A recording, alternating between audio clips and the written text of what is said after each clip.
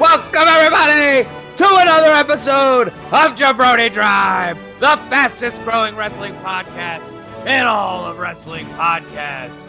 On this week's episode, Nia Jaxx, Jey Uso, Drew McIntyre, where is Roman Reigns, Hail to Endeavor, Vince McMahon, and belt movement stalemate. Timmy, anything you want to say to all the Schmid-Labellites out there?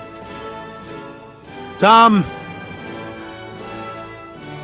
if these people aren't listening, the almighty dollar might move them. You know why? Because everybody's got a price.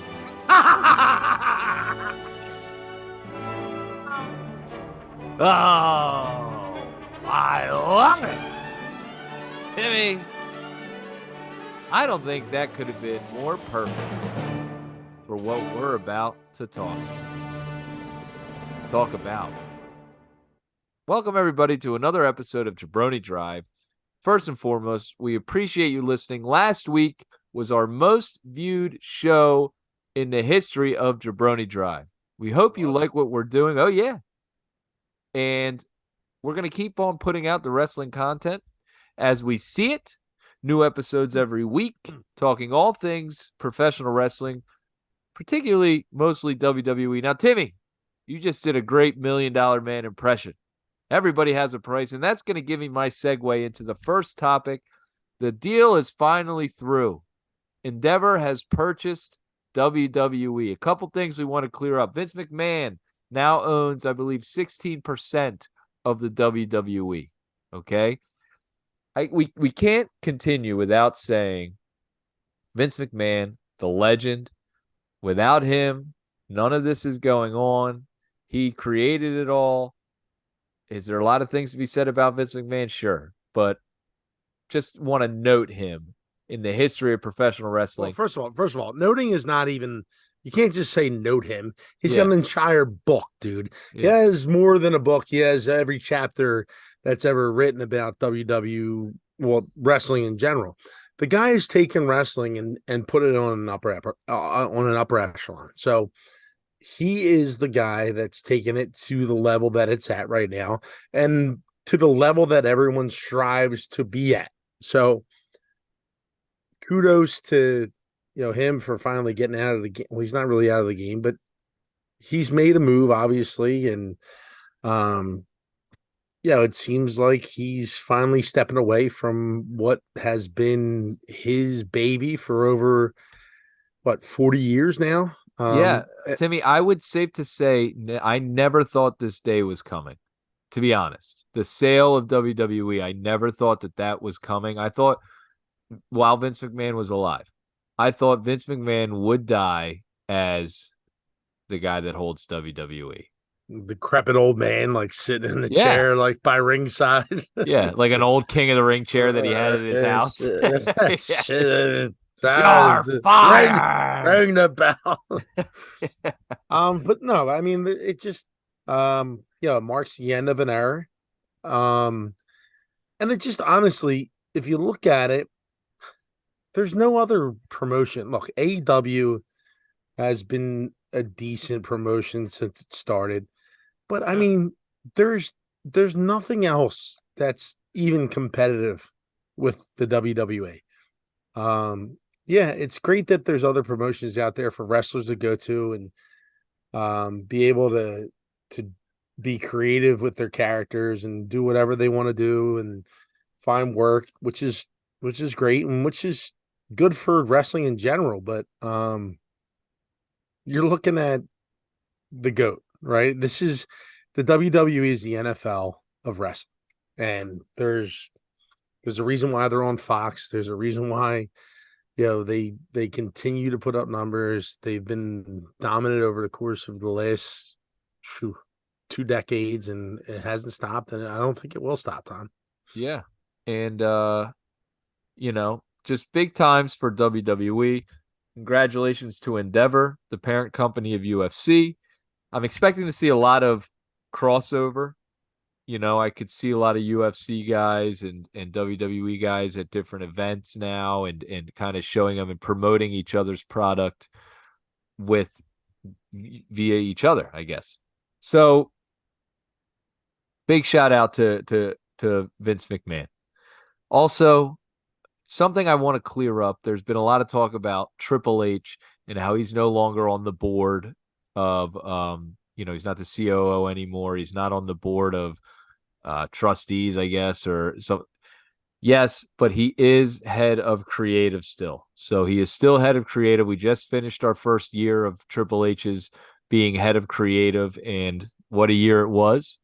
And a lot of things going on moving forward. Timmy, the first question I want to ask you, and first topic I guess we should talk about, is our champion, the undisputed champion, Mr. Roman Reigns. Roman Reigns, now going on a month, has not been on TV. Well, that's on a not true. WWE show. Not true. Over a month. No, he's been pretty regularly featured on television. It's through Paul Heyman's cell phone. Call Roman Reigns. Yeah. So that's what we've seen basically of Roman Reigns. And it's just bullshit in my opinion. Like the bloodlines died off and like your universal champion is nowhere to be found. He hasn't defended his belt. I don't think he's honestly, maybe you know this better than I do. He hasn't defended his belt during SmackDown. And I'm not sure that they would do that, but like it doesn't happen often. But Seth Rollins is doing it. Seth Rollins, I mean, yes. But like so like just let's just get back to before we go into that. Like let's just really get back to Roman Reigns. Like what is he doing? Like what are we doing here? Like we get no explanation for his absence. We get no like there's nothing. It's just like, hey, by the way, like this dude's never gonna wrestle until he feels like it or until what? There were rumors of an injury at SummerSlam, so I will say that. But if there was an injury, I just think you're open about it and you say, hey, Roman Reigns is injured. He's going to have some time off, to recover from his injury. If that's the case, if that's why part of the reason why he's had this extended absence, he can't be filming a movie because the writers are still on strike, right? Yep. No, it's just really, it's mind-boggling to see that like one of your premier guys, and I made this point to you the other day. I said, dude, why have we seen John Cena more than we've seen Roman Reigns? Like John Cena has established like Hollywood star, if you will. Hasn't been involved in the WWE in extended amount of time. Yet we're seeing more of him than we're seeing more of Roman Reigns. Like that's a problem. Yeah, and we're not saying that Roman has to be on every single week, and sure, you can take a couple weeks off here and there. No, I disagree with you, dude, because like I think that he needs to be present. Like, dude, like when the WWF back in the day, before it was the WWE, what was best, it was when you saw all the premier guys. Like, dude, you saw Stone Cold every week, like pretty much. You saw The Rock every single week. You saw Mick Foley every week. The Undertaker didn't go without, showing up with the lights dimming every single week. Like, why do these guys get such treatment like this? Why do they get such a easy schedule? It doesn't make any sense. I get they're getting paid much more money, but like, these guys back in the day, I mean, I've seen people keep on calling Roman Reigns the GOAT. In my opinion, he's not the GOAT. He's not the GOAT. He does not do things better than the wrestlers previous. And I know The Rock was in and out in like a 5-year span. He had a tight window, and Roman's done it for quite some time. But like the impact those wrestlers had, I mean, it's much more significant than what I think Roman Reigns has done. That's just me. Yeah, I will say this. Undertaker did get time off. I mean, he would get it was more storyline based. but he would get written off like somehow, he would be in a buried alive match, and next thing you know, he lost, or Kane would light the casket on fire and he'd be gone for a month, you know what I mean? But, And then, and you got and an then explanation.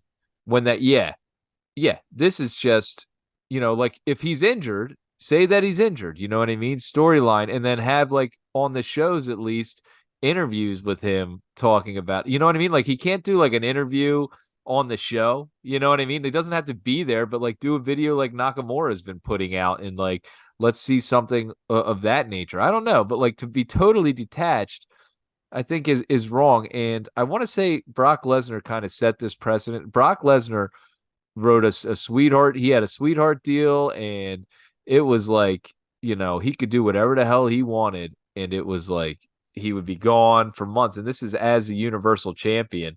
And I would say he was around less than Roman is. So I think maybe it's now, hey, this is now to have your time off. You have your time off. But once we get cooking and we're getting into Survivor Series and stuff like that, you're going to be on full tilt. You're going to be here very regularly. And I don't know. Yeah, I agree with you. I'd like to see him more often. I don't think he needs to be here every week, but I don't see why they can't have someone shooting videos and putting out videos on the Jumbotron each week. I remember there used to be like a lot more pay-per-views, right? There used to be like what, one a month, right? Like 12 Yeah. pay per right? Is that still kind of, Yeah, that's the pace we're on, about one a month. but they used to be like different pay-per-views, correct? Like weren't they like In your house and like the stuff like that. yeah, yeah. Yeah. Yeah, it was stuff like that. But like now I know like Survivor Series is a big one, and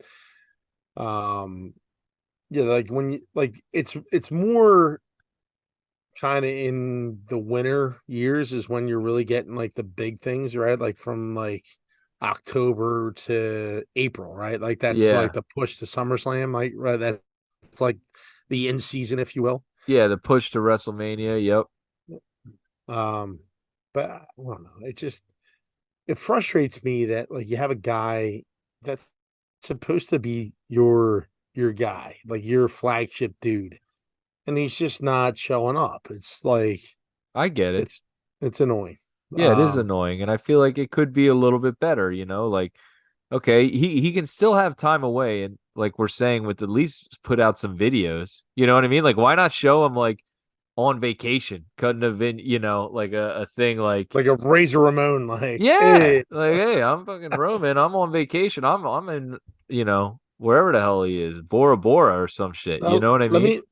me ask you about this. Now we've addressed this topic a handful of times, Tom, and it's about the talent that's in the WWE, and it's also about the talent that's not being used. And I saw an article over the last couple of days about people asking for the release of one of our favorite wrestlers. Yep. And you know who that The, is? the show off, Mr. Dolph Ziggler. Dolph Ziggler. Um, and like there's just, if you go on the website, you can scroll through their roster, and there's just so many people that are on that roster that just aren't being used like whatsoever. Now, let me ask you this: like behind the scenes, do they get used? I think they're definitely used in the house shows. There's dark matches before each event. So if there's a SmackDown, there's like a dark match before that where they'll have maybe an upcoming talent go with a veteran like a Ziggler, and you'll see different articles about Tommaso Ciampa and Butch having matches before they debuted on Raw or SmackDown, whatever. So before each show, they are used in these house shows that they have on the weekends. They'll be used for that stuff. Yeah, I mean this article highlighted that Dolph Ziggler has not had a pinfall win in over like 500 days Oh on my Raw, God. which Yeah, is well, like sad because this dude has been like such a like a legit dude in the business. And um and like as guys that love wrestling, you could see him making such an impact in a different light, like in an AEW, right? Like you could see him, and I'm not saying I want to see him leave the WWE, but like he's being I mean, you can't argue that he's like not being wasted. Yeah. It's just years are going by, and that's just his time in ring at his peak that just are gone. And it's like, and I don't understand why. I never got why he never got like the push, you know? And now he had some great moments, and he's been world heavyweight champion a couple times, but like they were short reigns, and he never got that huge, run with a title. Yeah, and I think Tom, our job as the conduit to the WWE is, I think we should highlight one individual each week that we do this show, and just we really bring them to light and see if we can get them the push that they need. All right. You know, So this you week's know, Dolph like Ziggler, and next week we'll choose a different wrestler that we feel like might be being a little underutilized. yeah, I think that's the key here. I think maybe we tag them, and yeah, maybe they follow us. We'll You know, call maybe that maybe segment we'll Tag get Them In. We're going to tag them in. A hot tag. yeah, I like that, Timmy. maybe we get feed the boar. Feed the boar. We get him back in the WWE. As Well, you love them. You love them, for a minute there back in the early days of Schmidt and Lavelle. well, you know, I just loved him because he responded to me on Twitter. I was like, whoa, a guy that used to wrestle responded to me on Twitter. So, Timmy, speaking of bringing wrestlers back and having new people that are, or people that were from the past coming back, we had a big comeback this past week. Mommy versus Raquel Rodriguez in the main event of Monday Night Raw. And kudos to the women for main eventing Monday Night Raw. Hey, how about some points there to all the haters that say they don't get enough time and stuff like that? The main event of Monday Night Raw was Raquel Rodriguez versus Mommy, your own Rhea Ripley. And tell you what, it was a banger, dude. I love the way these two It go at it. was. They were slamming each other, the nice kicks, boots to the face, different moves that were hard hitting. It was, I would say, if you're going to be looking at like a Gunther McIntyre Sheamus type match for women, that's what this was. Mhm. And big surprise at the end of the match, out comes Trish Nia Stratus Jax. Yeah, yeah, oh god. Out and comes Becky Lynch. out comes yeah. Out comes Nia Jax. And I had told you before that in Raquel Rodriguez's promo in the back prior to the match, her build up, she said she was not like most girls, which I struck me as like, oh, that sounds like Nia Jax. And I thought it was a little odd. I didn't put it together that Nia Jax would be making a comeback tonight or last night. But one thing that we both noticed was she was wearing purple when she came out, right, Tim? Black and Yeah, no, purple. well, I don't know. I knew of Nia Jax just from like seeing The Rock in his social media before I like really started watching the WWE again. He used to post like about her and all this, like congratulations to my cousin and stuff like that. And uh yeah, I see her back yesterday, and I was like, wow, I mean, that's definitely The Rock's cousin. And I mean, she's certainly a force. She's quite the quite the strapping young lass. She's a big girl. And yeah, she's quite the girl. And I noticed that she's wearing purple. She interferes in the match, and I'm like, ah, she's Judgment Day all day. Like I thought this is like, hey, we're adding to the steel, and or the I'm sorry, Stable. the stable. And I'm thinking like, oh man, we're building on this thing. It's starting to get pretty big here. And then she turns on it, and she looks like she's got one thing in her mind, and she wants to get that title in her hands. But I don't know. I don't know how I feel about it. I thought it was a nice wrinkle. I Yeah. thought it was a nice surprise for Raw. I thought it was an overall. I thought it was a really good Raw.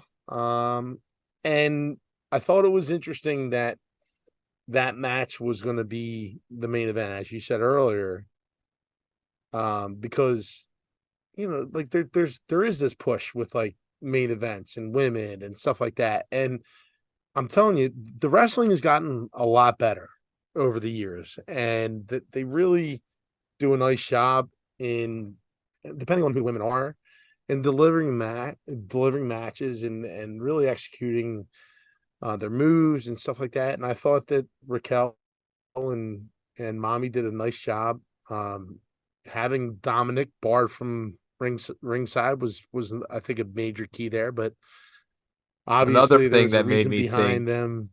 that was another thing that made me think she was Judgment Day, because it's like, oh, Dom's barred. Here comes someone to help. She's with Judgment Day wearing the purple, you know? Right. But so Yeah. I like that. Sorry to But yeah, cut you no, off, it Timmy. was a cool wrinkle.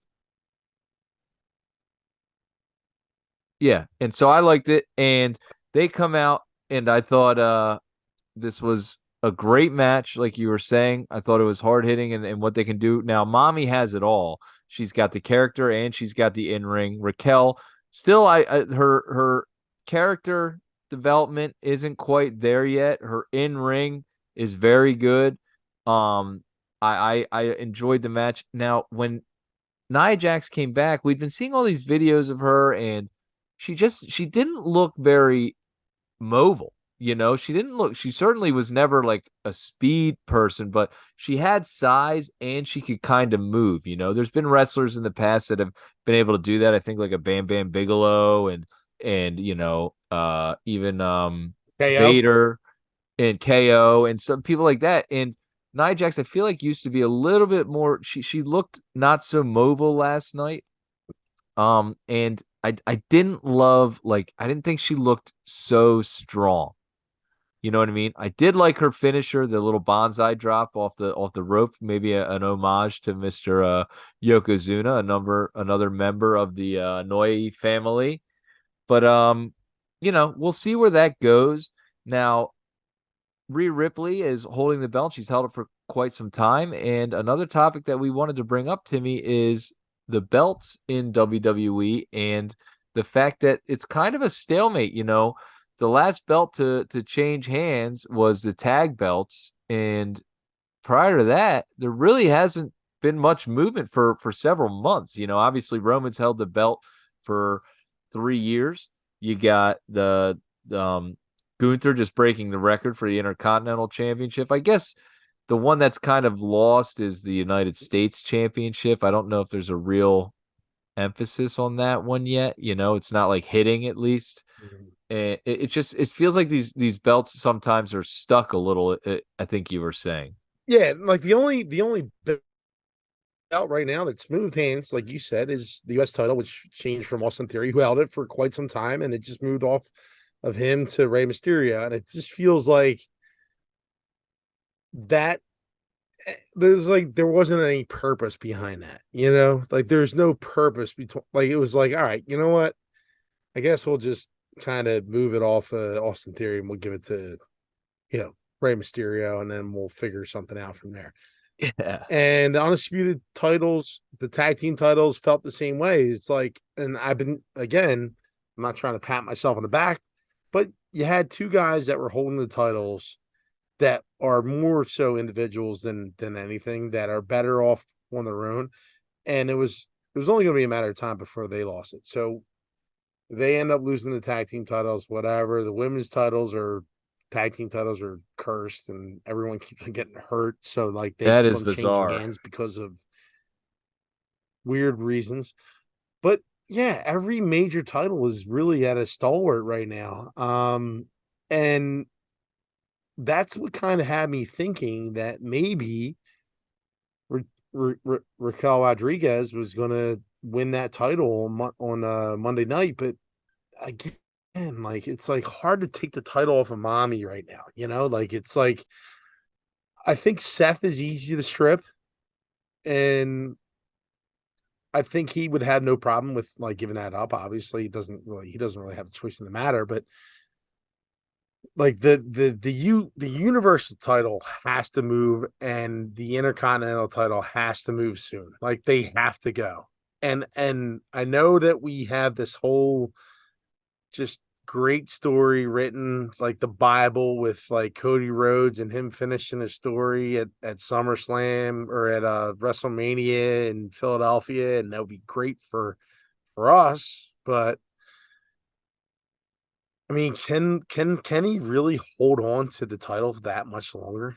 Like he Yeah. just like when he's not showing up and he's just not, I just don't see it. I like all these guys, like Gunther is the exception to the rule because the dude is really battling every single week. He's showing up, he's fighting guys that he's wrestling guys that are very capable, and his matches are incredible. Yep. Like we've seen so many criticisms over Roman Reigns and how his matches are always somebody interfering from the bloodline, and that's how he wins every single time, and that's pretty spot on. But like Gunther is like he's just a different breed. Seth Rollins, I think he's going to drop the belt soon. Maybe he will drop it to Shinsuke, and then I think maybe um what's his face, Damian Priest is going to get involved with that whole situation, but that needs to start developing. It just can't just be what it's been. Yeah. And I will say too, one of the things, like if as far as belts go too, they need to split up, and we said this last week, split up and unify the tag team belts. The tag team belts have been held together for so long. They need to split those up ASAP and have one on SmackDown and one on Raw, or just have one and have them carry around two belts, not two belts each, two belts total. So one belt per wrestler. Make those tag belts, either split them up or unify them to make a one belt or have two belts. So if they could split those up and put a tag belt champion on someone from SmackDown and someone from Raw, I think that would be good. I do think Gunther loses shortly. And I think Gunther's going to lose, and then Gunther is going to go after the heavyweight championship with Seth Rollins. And I feel like we're going to get Gunther versus Rollins for a heavyweight championship. And I think Gunther takes the belts off of Seth, or takes the heavyweight championship off of Seth. So you could have Gunther be your new heavyweight champion. Chad Gable, I think, will be the one that takes the Intercontinental Championship. Split up the tags. Then you figure out what you're doing with Roman. Hopefully, they already have a plan lined up with that. LA Knight gets the United States Championship, and we got some time to go then. We'll see. Yeah, that US title, dude, is just like kind of it's meaningless right now. So if you're gonna put a title on LA Knight, if you're gonna strap that dude and you want that rocket to go through the moon, just throw it on him. Just throw it on him. See what it's because like, dude, there's nothing behind that title. Like no one really cared about like the Austin Theory, like reign. No one cares about the Rey Mysterio reign, right? Like maybe he can make that meaningful. Maybe he could. I don't know. But like it just feels like a natural fit right now to kind of push that, right? Like let's push that and put him put him in something meaningful, right? Would you rather him take it off Ray and win it, or do you want someone that is a heel to take it off Ray and have um LA Knight chase it? Yeah, I would rather um I'd rather it be off of Ray. I'd rather LA Knight beat somebody that's kind of a douche, you know, like because it would kind of make more sense, right? Right. Because LA's the Like face, you want him to take it from someone that nobody likes. right. So like if you gave it back to Austin Theory, that would make sense, but I mean that would kill Austin Theory essentially again. Yeah. Who Um, could it be so that could like I don't have know it? I mean you could give it to Miz somehow, give him a Yeah, quick Miz is title. going to be on SmackDown this week, and I'm totally looking forward to that match. Miz versus LA Knight on SmackDown. Yeah, but So I What's look. Can I actually bring something up? That's been bothering me a little bit, and yeah. it's completely off the cuff right now. I know we have a deal that we like No. to follow. Yeah. I love it. Off the cuff. Let's have it. You know how I feel. Like the as much as I enjoy the Judgment Day and how they've really imposed their will now. Dare I say that the only good person on the mic in the Judgment Day is Mommy. You know, I would say she's, I wouldn't even say she's really that good. You know what I mean? I mean she's better than the other three because like Dom can't get a word out, and when he does get a word out, he's awful. The promo that he did with Cody Rhodes sucked. Finn is I'm Grand Slam Finn and and this and that, and then you got Damian Priest who sounds like he can't put a thought together to save his life. He is so bad sometimes. Like I think he's worse than all three of them, to be honest with you. I think he fumbles a lot I because he just overthinks. I feel like he's like he doesn't want to screw up and he screws up. You know what I mean? And I don't think they're like he's like necessarily bad on the mic, but it's nothing like, and I think they're lowering the mic volume for Dom when he's out there. I think they lower the mic volume for him and they bump the crowd noise because it just, it's so like, there's never been a heel in history that's gotten on the mic and you couldn't hear. Like there's yeah, been worse heels than Dom Mysterio. yeah, Like people have hated like when Hulk Hogan went heel, yeah. you don't think it was louder than when Dom was heel? Yeah, I mean, And I you could think hear it about HBK in yeah, Montreal. You could you hear could every hear it word. every word. So yeah, there's got to be something with it. You're either that or they're pumping up the volume like in what we hear, but like it's a little ridiculous that like they're doing that every single time he comes out. Like they're killing his character almost to the point where they can't even let him become what he needs to be. You get what I'm Right. saying? Like he needs Yeah. to be a better heel, and like he can't even fucking speak, which is brutal. So Um, they, but like that's my issue is like I don't know. Let me ask you this: how long can you do you see the Judgment Day like running like an a heel faction? What do you say? Like 2 years tops uh, before there's like strife, before there's like rifts. yeah, I mean, they've already started to have them, and they haven't even like, they're now finally they have the belts. Like, it looks like the thing between Finn and Damian Priest is pushed aside for right now. Um, I don't know where that storyline's going, but their run, I feel like it's going to come to a head at Mania, and then that'll be Judgment Day will move on. It'll be, you'll probably have Mommy and Dom go off on their own. Damian Priest and Finn will be doing their own thing after Mania, is my guess.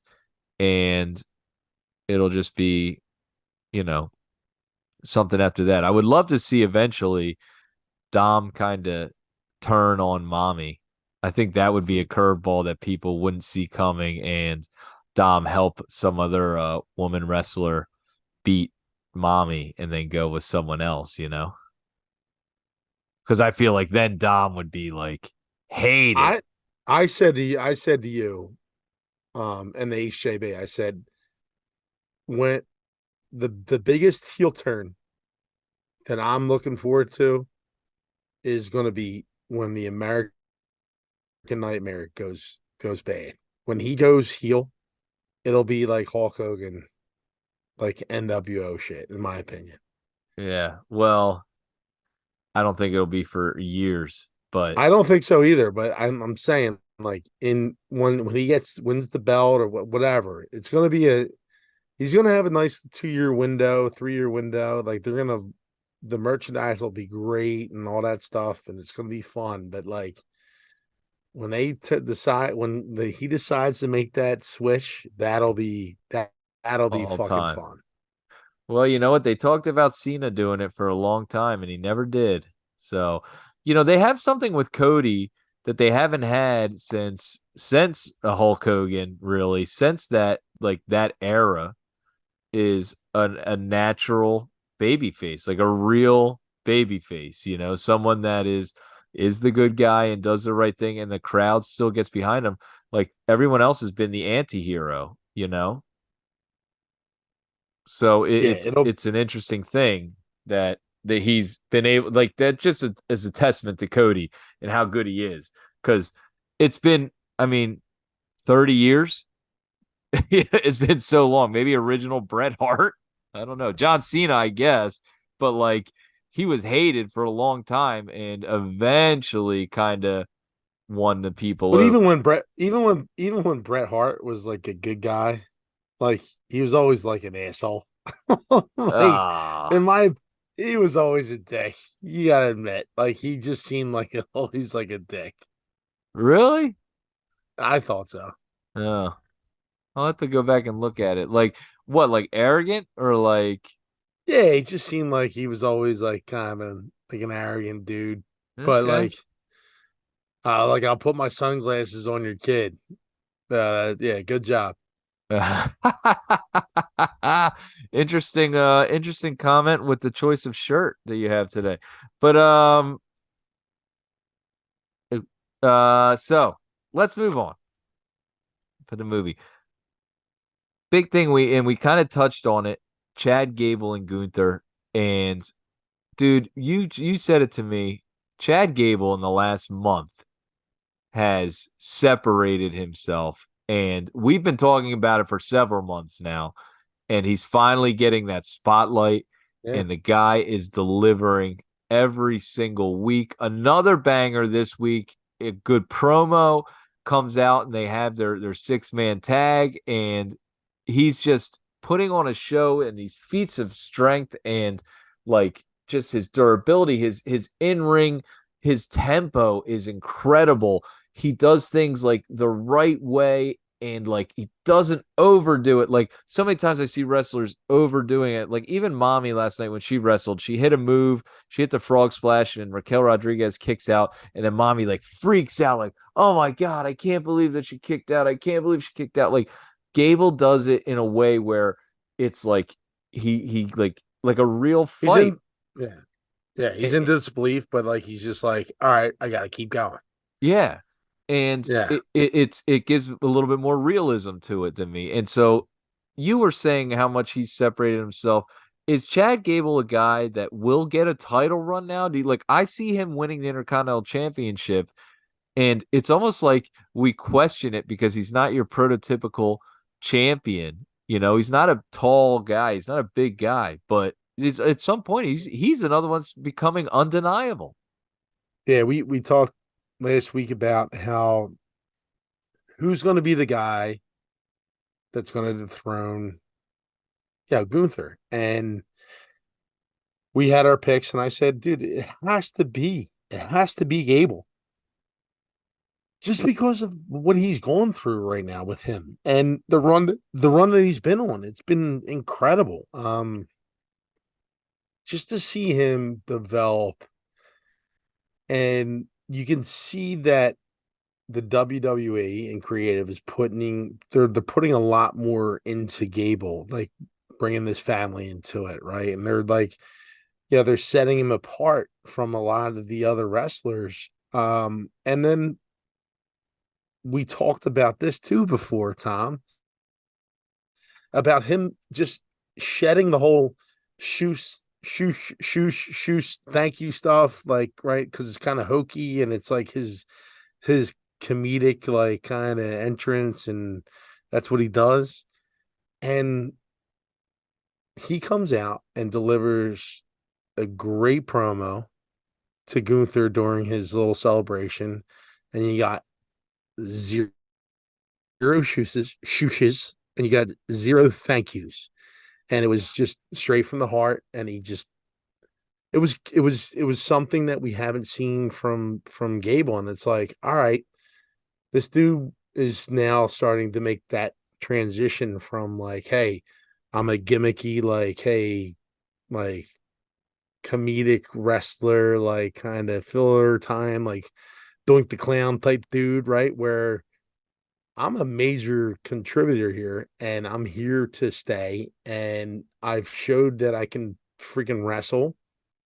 Yep. And it's my time. It's my time. It's my time. And it feels like that. I think that creative is has really recognized it. And I feel like that they're gonna give him a chance to really push what he's doing. It's cool to see. Yeah. It's awesome to see, and it's awesome to see the crowd get behind him. One thing too that I noticed was he like, and I've never really heard this from a wrestler in a promo, is he said, "I swear to God, I'm gonna Yeah, he beat said you." like He said it twice. And said I a was handful like, of times. Yeah. yeah, I was Yeah. like, you swear to God. I was like, huh. I was like, that's interesting. Like, I don't swear to God very often, Timmy. You know what I mean? And so Yeah. it was kind of a serious moment. I was like, whoa, you better win if you're gonna be swearing to God. You know what I mean? Like I remember thinking that in my head, like something different I hadn't seen that kind of, Well, you never it's know. cool to Like these see. guys, It's a little twist for these me. dot these wrestlers get caught up sometimes in a moment and they say things that they sometimes don't mean, but like he got an opportunity to deliver a promo. They clearly gave him that spot, really, to go out like, hey man, this is your opportunity. Say what you need to say. Yeah, let it rip, and let's see how it turns out. And I thought he delivered pretty well. I agree. I thought he did, and man, I can't wait. I can't wait for that moment when he's someone, and hopefully him dethrones He's dude, Gunther. he said this in his promo too. He said, dude, we went out and we had a match of the ages, and it was, dude. I'm surprised. I mean, I don't what's the guy's name that does the Meltzer. match Meltzer? Like that has to be up there. That has to be close to a 5-star rating, right? Like I don't know how quick he does those ratings or whatever, if he still puts them out or what, but like He does. it's one of the it's one of the best matches I've seen on Raw in forever, dude. Yeah, it was an incredible match, and you know what? And we mentioned Cody had talked about when they came through the into Gorilla, the whole locker room gave them a standing ovation in the back, which is something that you try to you don't just do for every every little match. You know what I mean? Dude, it'd be crazy. Now that I'm thinking about it, Oh boy, yeah. What? imagine if Gable got traded to Whoa. SmackDown. Gable got traded to SmackDown. I think you Now put he's the United States Championship on him right away. He gets yeah, traded and he gets the United States Championship match. That man, that would be with Otis or without. without. Yeah, so you give Gable a chance to be on his own. Now you got that guy on his own. What then where does LA Knight go? I mean, Can LA Knight take the undisputed championship off of Roman Reigns? no. No, not yet. Not now. Mm. So He's got that's to get bigger. He's got to get bigger. He's got to get bigger and bigger. He's big. He's not as big as he needs to be. He doesn't have the wins. He doesn't have the cachet yet. He's there. He's getting there. Like he's beating Miz right now. Like he beat Austin Theory, right? Now he's got to start taking down guys like, you know, like Jimmy Uso or Solo or mm, Jimmy Uso's Ray or if he took down a Bobby Lashley or someone like yeah. that to kind Well, of give him, yeah. some more wins Drew under his belt. McIntyre. Ugh, man. So that's going to be a segue right here. And so on Raw they highlighted, and I want to talk about both of the Uso brothers. Now let's do a quick one here, okay? We're going to put a little time limit on this one. Timmy, give me a minute on Jimmy Uso's story is kind of it's very much a Fredo from the Godfather. I really think they fumbled this storyline, and now he's trying to get back into the bloodline. I don't understand what's going on. I wonder if Bray Wyatt was supposed to be involved in some of this storyline, and because of his illness and being sick, he couldn't do it, and they just threw something together. I don't know what happened, but every week I think we No, I seem to think talk it's about this, that Jimmy being the one to betray Jay was a mistake and just, you know, the wrong decision. And now I feel like he's well lost. I feel again, like Jimmy's hold character is on. done. Hold on. First of all, it wasn't Jay that betrayed first. It was Jimmy that did it. If you remember, Yeah. Jimmy super kicked Roman. That was the whole thing, right? And like, so it was. Yeah, you're right. He's got like the whole Fredo story going on. Dude, honestly, I thought like the way it started unfolding, and I'll give you 30 seconds. It just felt like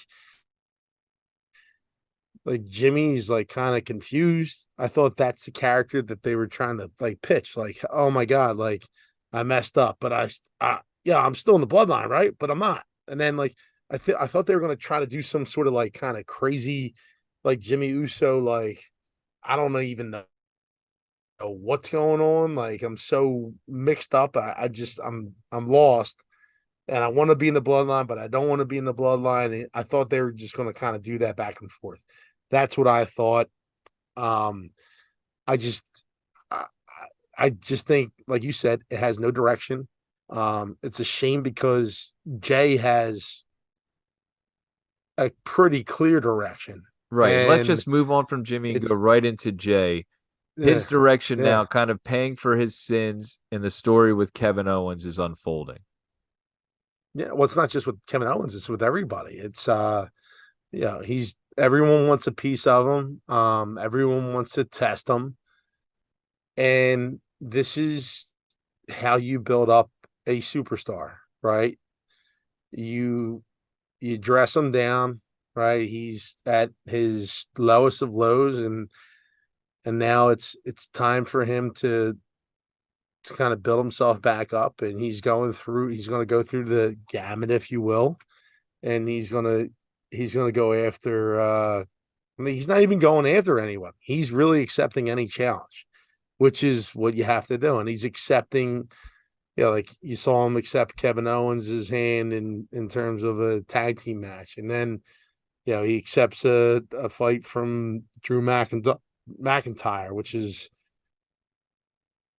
I mean, that's a major wrestling match right there. It's not, you're not taking on Tozawa or whatever his Yeah. name is. You're not taking on the Miz. It's like this is a big deal. So it's clear what his journey is. He's trying to get back into the graces of whatever the Raw roster is, and um, it's going to culminate to something. We don't know what that is, but it's gonna end up being a huge deal. It's going to be probably with main event Jey Uso in some sort of crazy match with somebody that we can't really predict. It seems like it's going to be. I feel like it's going to go back to Cody Rhodes. Huh. Maybe it'll be he has to get through Jay to get to Roman. I don't know. But that match next week, Drew McIntyre versus Jey Uso, is gonna be a banger. Totally looking forward to that match. And this is really like the first opportunity we're gonna get to see Jay one-on-one against someone other than Roman. And I'm, when you're in there with your family and someone that you've been around with for years, you might have a little bit more chemistry. I want to see how he does with the top one, like one of the top guys in the business, Drew McIntyre, main event WrestleMania star guy. Now, Drew McIntyre is going through his own stuff too. He's had the little run in now with the New Day. Xavier Woods came out and was talking about him. He even brought up the main event of WrestleMania in front of no fans, which clearly is a low blow. That was awful. And I think kudos to Drew McIntyre for carrying. And I think the announcers even talked about his ability and what he did in carrying the company during that terrible time as a wrestler. It must have been awful to have to go out and compete like that and put your body on the line in front of nobody. But so Drew is getting more and more heelish every episode, it seems. Is Drew going to be doing a full-on heel turn, Tim? Do you see that coming shortly? I think look, regardless of what he does, I think he's good both ways. He's shown the ability to be likable as as a face, obviously with Riddle, and he's adjusted to some of the bullshit that he puts him through, and Riddle puts everyone through that bullshit. But I think he's better off as a heel, in my opinion, and I think this will be a good move for him. And dude, it's easier, in my opinion, to get through this business as a heel than it is as a face. And I think you would agree. We've had these conversations in the past as wrestlers go. Like, I mean, look, dude, look at the all-time heels, right? You look at like Hulk Hogan, right? Hulk Hogan was one of the greatest baby faces of all time, probably number one, probably I the was going GOAT, to say right? number one, When probably. he makes the heel turn, I mean, it probably has a lot to do with that he was the number one baby face, but like I think he got over better as a heel than he did as a freaking face. Like, and you can make in the argument, like people will You be on could. both sides of that, but like he had a lot of help, obviously. I can go through it, but like it's just in my opinion, it's easier to get through and get your point across. So you get away with a lot more shit as a heel than you do as a baby face. Like you have to be on all the time. You can fuck up as a heel and still deliver. But I think McIntyre would be better. In that direction if that's the way he decides to go. It feels like he's heading in that direction. It'd be nice to see him with a couple more matches with Sheamus, and I would love to see him again with Gunther because those matches are great too as well. But we don't know that what his trajectory is if this is the way he's going to go. What do you think about this? And I know we're spitballing a couple times here. What about this? Jey Uso and Drew McIntyre have their match, right? And it's a banger. It's a really good match. Maybe it ends in a double DQ or something, some sort of foul play. Someone interferes. Out comes Pierce. Drew McIntyre, you have been traded to SmackDown. You're the one that's traded to SmackDown. He goes on to SmackDown like a heel, goes in, takes the title off of Ray, and then you have LA Knight trying to win the title, and it's LA Knight, Drew McIntyre. It's not a bad move. I mean, but like the issue, the biggest issue I think with that is the fact that we have to get somebody onto SmackDown to take the freaking title. Yeah. Like that's the issue. Is like there's no one on SmackDown right now that we fully trust to hold on to that US title. Maybe Bobby Lashley? Maybe Bobby Lashley? I don't know. All right, Timmy. Let's go to our next topic and maybe our last topic of the night. We were talking about, and you sent this video over. And for those of you that have been watching wrestling for the last several years, I'm certainly you remember the list. And I'm talking about the list of Jericho, one of my favorite all time, like I guess you call it a gimmick. The list of Jericho when he would say, you know what? You know what, Timmy? You know what? You know what happens? You know what happens when you come on this show? You know what happens when you come on this show and you disrespect Bret Hart? You want to know what happens, Tim? You just made the list. Or like when he goes like this. You know what, Tom? You know what, Tom? When you come on this show and you wear your little flip up hat, and you have your little overbite. You know what happens to people like that, Tom? You just made the list. So it was such an overstory, and we were talking about why Jericho ended up leaving WWE, and how that story with him and KO and their friendship, and then the fallout, and then the build to WrestleMania eventually was kind of the breaking point for Jericho and why he left WWE and wanted to go to AEW, and kind of why a lot of wrestlers get frustrated with WWE. So it got us thinking, who are the funniest wrestlers of all time? And Tim, I wonder if you can name a couple that come off the top of your head, or maybe that you thought of that, maybe some specific moments, or just their humor that you thought, man, this is the funniest wrestler of all time. Couple of segments that come to mind. So there's this. All right, so I'll just highlight The Rock as one of the funnier wrestlers. There's a few segments that come to mind. One was, I think he was fighting like, it had to be Rikishi and Kane and Kurt Angle in like a fatal 4-way match, and he was doing like impressions of them all, and he was like, he did Kurt Angle impression. He was like, "I love milk." he was he was doing something like that. That was a great segment. Dude, the segment with him and Triple H, and this is when they were both out of wrestling, I think, and they were talking about how like they would love to wrestle each other, and Oh yeah, they kept on getting like closer closer and and closer, closer. Yeah. and they're like, "Yo, back up, dude." It's like, "No, why don't you back?" He's like, "I ain't gonna back up. You back up." So Triple H had some comedic.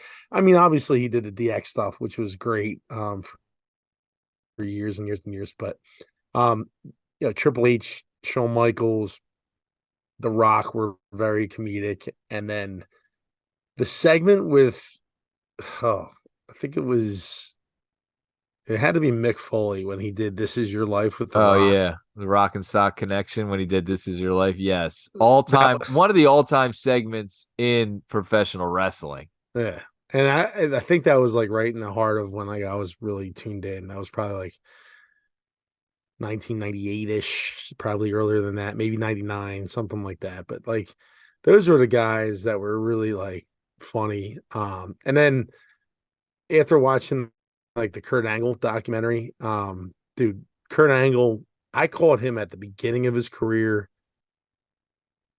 From what I've seen, he got completely like crazy like as his career went on, and I saw some clips that were like extremely funny. That yeah, I wish I saw live, but I mean, he probably was up there too.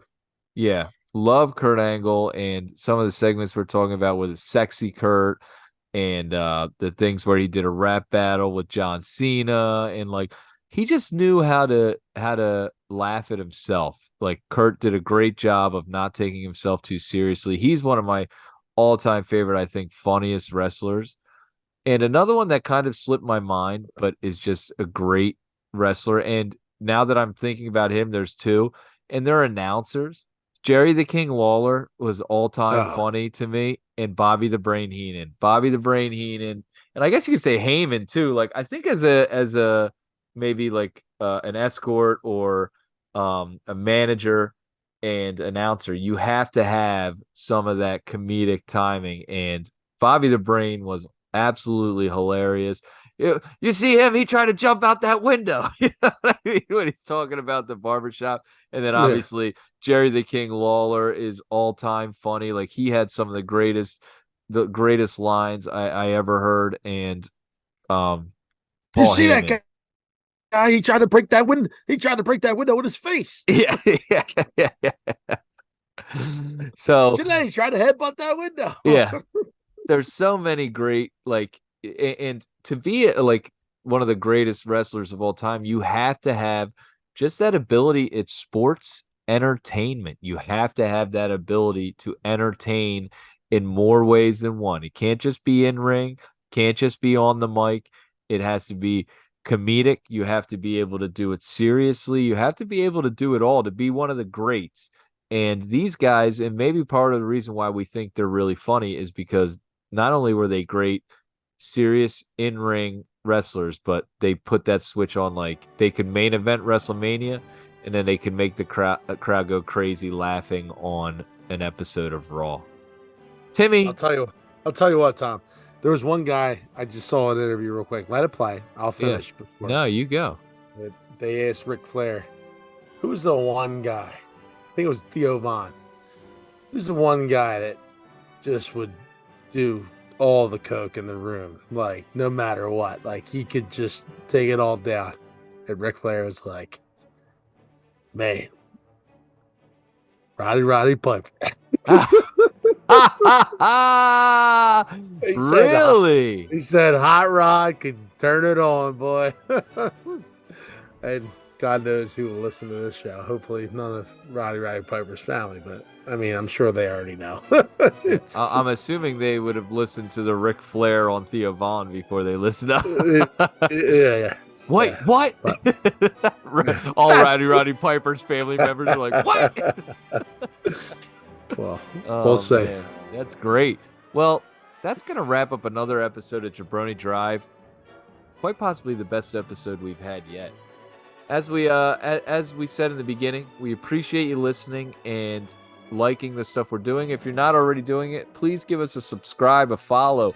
Share some of the content that we put out there. Tell your friends, tell your family. Jabroni Drive, the fastest growing wrestling show in all of wrestling shows. Timmy, anything you want to say to all the Schmidt and Lavellites out there before we sign off? If you're not listening, you're a total idiot. We hate you. Yeah, you know what, Tim?